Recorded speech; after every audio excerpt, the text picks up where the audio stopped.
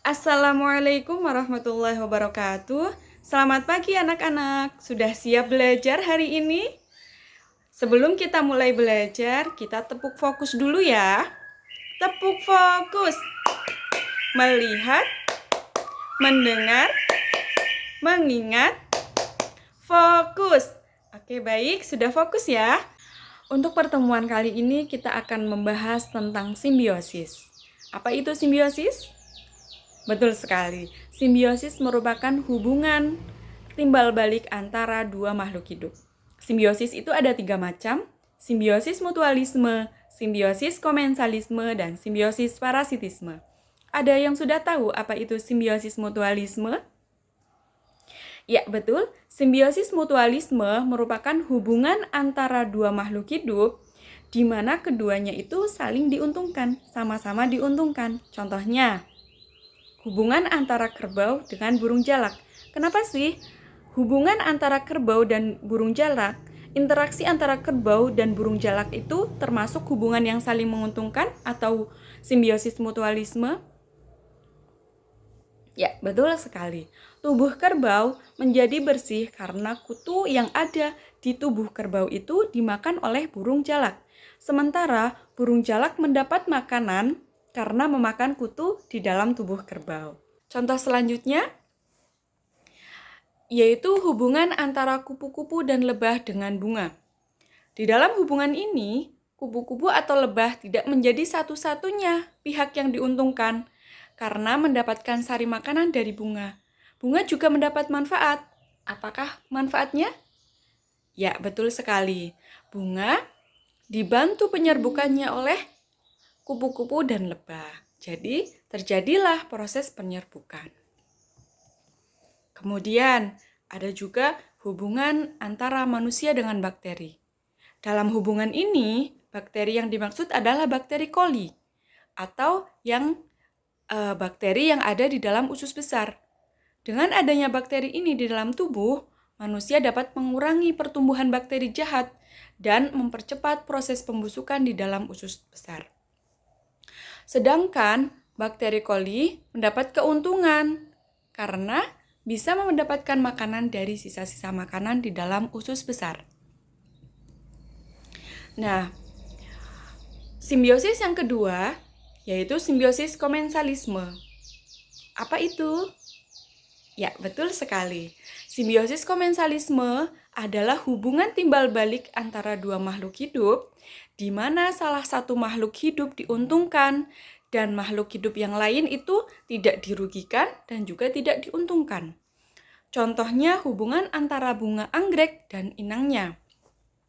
Bunga anggrek mendapatkan keuntungan, yaitu mendapatkan tumpangan untuk hidup. Sementara pohon inangnya tetap bisa hidup seperti biasa. Jadi yang diuntungkan adalah bunga anggrek. Sementara pohon inangnya itu menjadi pihak yang tidak diuntungkan maupun tidak juga dirugikan. Kemudian contoh selanjutnya, contoh dari simbiosis komensalisme adalah hubungan antara ikan remora dan dengan ikan hiu.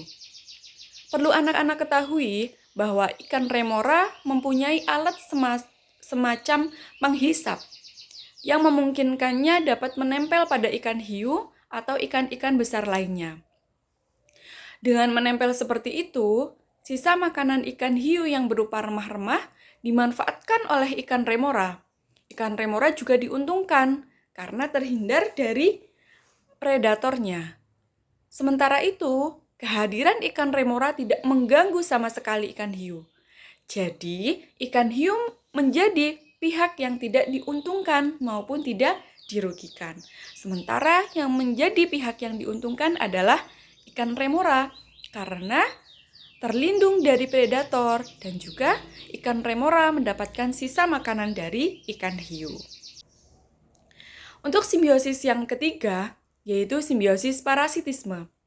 Simbiosis parasitisme adalah hubungan timbal balik antara dua makhluk hidup di mana satu makhluk hidup diuntungkan dan makhluk hidup yang lain itu dirugikan. Ada yang bisa memberikan contoh? Ya, betul sekali. Hubungan antara tali putri dengan pohon inangnya. tali putri mendapatkan tumpangan dan makanan, sedangkan pohon inangnya merugi karena ditumpangi sekaligus dicuri makanannya oleh tali putri. Sehingga biasanya menyebabkan pohon inangnya itu mati. Coba, di sini ada yang pernah digigit nyamuk? Ketika kita digigit nyamuk, terjadi simbiosis apa? Ada interaksi antara manusia dengan nyamuk. Termasuk simbiosis? Ayo, ada berapa pihak yang diuntungkan? Dua-duanya diuntungkan? Atau salah satu dirugikan, satunya diuntungkan? Ya, betul sekali. Satu dirugikan dan satu diuntungkan. Hubungan yang hanya menguntungkan satu pihak adalah hubungan disebut dengan simbiosis parasitisme. Contohnya yaitu hubungan antara nyamuk dan manusia, di mana nyamuk akan menggigit dan menghisap darah manusia. Bahkan jenis nyamuk tertentu bisa menjadi penyakit mematikan seperti demam berdarah, seperti penyakit malaria. Bagi nyamuk, hubungan ini menguntungkan karena bukan saja mendapatkan darah, tetapi nyamuk dapat berkembang biak. Namun bagi manusia, ini merugikan karena dapat terserang penyakit berbahaya. Contoh lagi, hubungan antara sapi dengan cacing hati. Hampir mirip dengan hubungan nyamuk dengan manusia. Hubungan antara sapi dan cacing hati merupakan salah satu contoh hubungan simbiosis parasitisme. Dengan berdiam di dalam tubuh sapi, cacing akan mendapatkan keuntungan, yaitu berupa makanan dari sapi. Sementara, sapi akan mengalami kerugian karena kesehatannya menjadi terganggu dan membuat sarang penyakit. Bahkan bisa sampai sapi itu meninggal. Nah, jadi kesimpulannya, simbiosis merupakan interaksi antara satu makhluk hidup dengan makhluk hidup lainnya, terlepas dari apakah makhluk hidup itu bermanfaat, berbahaya, atau tidak berpengaruh sama sekali. Untuk materi pada pertemuan hari ini sudah selesai. Ada pertanyaan? Kalau sudah tidak ada pertanyaan, mari kita tutup pembelajaran pada pagi hari ini dengan bacaan hamdalah bersama. Alhamdulillahirrabbilalamin.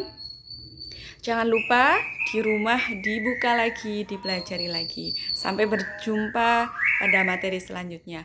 Assalamualaikum warahmatullahi wabarakatuh.